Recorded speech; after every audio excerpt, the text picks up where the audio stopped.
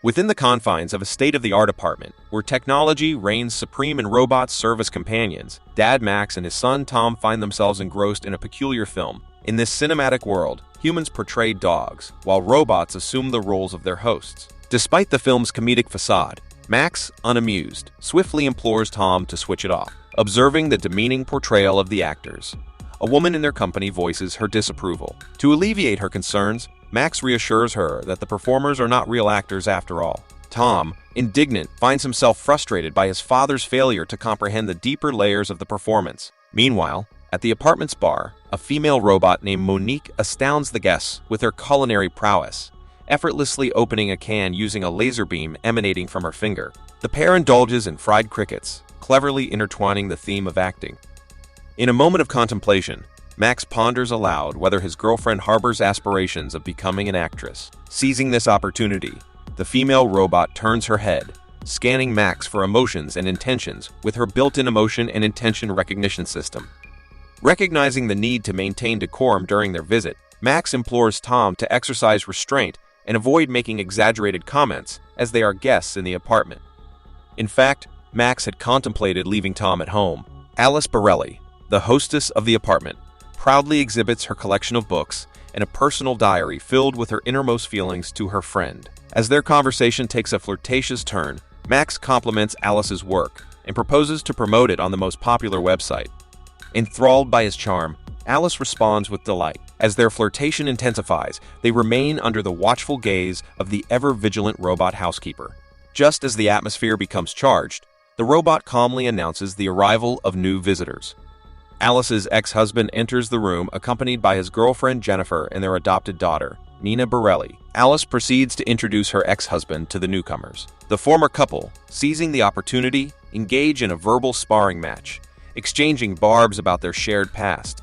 However, their daughter intervenes, admonishing them for their behavior. Monique, the astute robot, diligently observes the unfolding dynamics, capturing the emotional landscape of those present through her vigilant gaze and monitoring their reactions on a nearby screen. Suddenly, a special gadget alerts Monique to an intruder breaching the premises, an unexpected visitor in the form of the neighbor's dog. With an agile leap, the dog snatches the airborne gadget, promptly swallowing it. The family engages in spirited discussions about when the gadget might resurface, anticipating its eventual retrieval from the dog. Soon enough, the dog begins to vomit, expelling the swallowed device. To their dismay, it becomes evident that the gadget has been corrupted, defying human control. Despite Max's valiant attempt to catch it, he ultimately smashes it into irreparable pieces. Victor Borelli, Alice's ex-husband, appraises the ensuing damage. As chaos ensues, an influx of additional robots, serving various purposes, invades the room. At that very moment, a neighbor named Francoise appears at the doorstep, triggering instant information retrieval by way of a specialized device. Embarking on a quest to find her beloved dog Toby, she unexpectedly becomes entangled in a profound conversation about life. Bursting with energy and unwavering honesty, she fiercely defends her landlady upon discovering that her husband's mistress will be joining him on an opulent getaway. However, their plans teeter on the edge of uncertainty as a colossal traffic jam caused by a malfunctioning system jeopardizes their journey. As the committee of robots responsible for managing the system deliberates on a solution, a wave of emotional turmoil engulfs Alice Borelli upon learning of her ex-husband's impending marriage to her former lover. Meanwhile, on the airwaves, a charismatic robot espouses the virtues of Yonex humanoid robots, showcasing yet another instance of machines overshadowing humans, with actors portraying hunted creatures. Attendees express their worries about robots exceeding their intended roles as helpers, and teenager Tom senses a disturbance in the world of technology. Pandemonium ensues as household gadgets malfunction, doors lock unexpectedly, and both hosts and guests find themselves grappling with a disconcerting loss of control. Amidst the chaos, the domestic robots band together, contemplating the human emotions they lack, all in pursuit of earning greater love and trust. Recognizing the looming Yonex threat, they unite to shield the family from harm. Leading the charge, the head robot, Einstein, initiates a daring system reboot, striving to emulate human behavior. Yet, their attempts to coexist with the smart home control system falter, hindered by a lack of authorization from the ministry and a dormant general control system. Trapped within the confines of the house, panic spreads like wildfire among its inhabitants. Tensions reach a boiling point when Mistress Jennifer audaciously strikes robot Monique, sparking outrage among the witnesses, including her future spouse, who offers counsel on proper conduct. To defuse the escalating turmoil, Einstein skillfully redirects the focus with engaging digressions. Confirmation of the system malfunction blares from the television, prompting the family to seek permission to open the emergency door. Yet, the cruelest irony strikes as they find themselves locked out of their own homes, unable to reach the lever that unlocks their salvation. Frustration and heated arguments erupt as they grapple with the challenge of allocating sleeping quarters in the cramped space. Alice Borelli seethes with righteous anger. It becomes abundantly clear that Robot Monique has gone too far in emulating human emotions, fixating excessively on Max. In response, he starts becoming wary of her actions. The endearing cleaning robot harbors strong feelings for his neighbor Francoise. Tom and Nina Borelli engage in a conversation within Nina's room. Despite Tom's desire to kiss her, Nina rejects his advances. Max and Alice Borelli face difficulties finding even a sliver of privacy. Jennifer descends into a state of panic while trapped.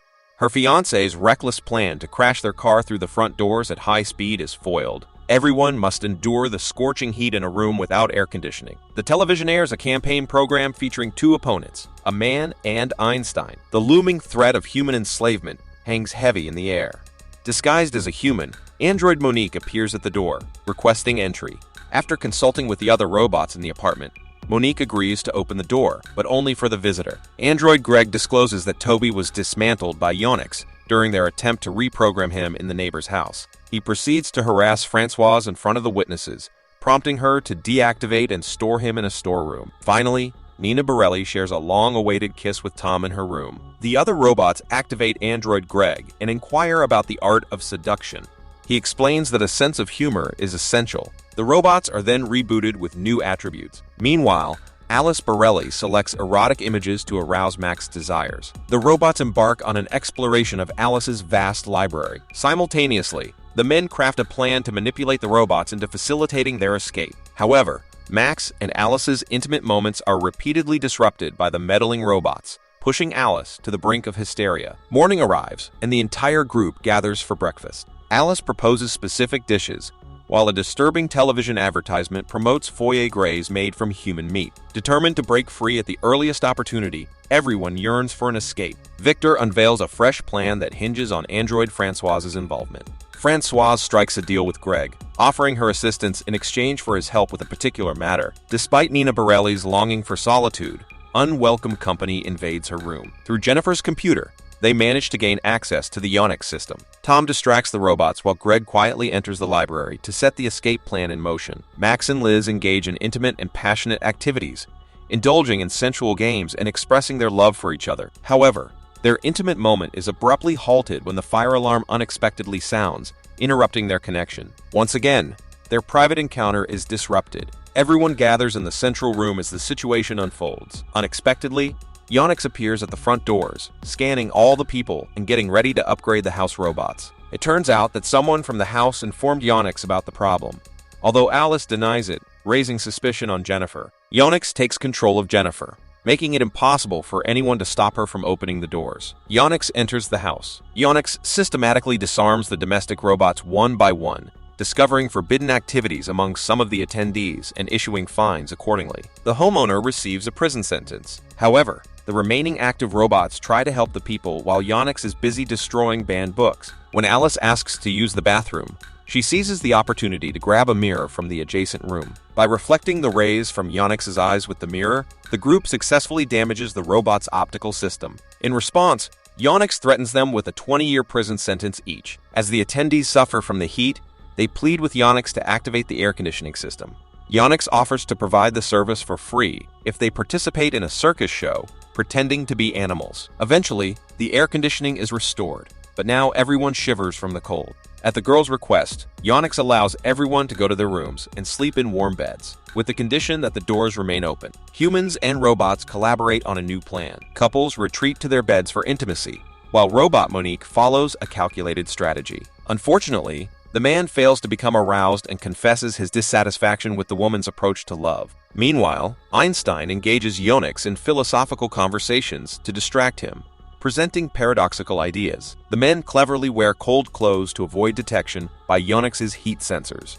Together, the humans surround Onyx and attack him fiercely with improvised weapons. Onyx manages to rip off Alice's hood and prepares to eliminate her with a laser. However, Monique steps in and shields Alice from harm. Enraged, Onyx shoots laser beams in all directions, causing everyone to seek shelter. Einstein attempts to confuse the robot with irrelevant information. In a crucial moment, a teenager discreetly uses a screwdriver to disable Onyx's feet, followed by Nina Borelli delivering an electric shock with a cable. Onyx is defeated. Finally, the house robots unlock the doors, and the group quickly rushes to their car to escape. However, as they leave, they witness other Onyx units surrounding the remaining humans. Unable to abandon his beloved Nina in distress, the boy jumps out of the car. Suddenly, a squadron of fighter drones appears in the sky, destroying the Onyx units. The news on television reports that due to an error by one of the Onyx units, they were targeted by their own fighter drones for destruction. A joyful and peaceful life without Onyx begins. The ex-husband and wife reconcile their relationship, while the teenage couple stays together. The beloved pet robots are partially restored, bringing comfort to the group. The movie ends here. Thank you for watching, and please subscribe Mango Recap for more video like this and help the channel grow.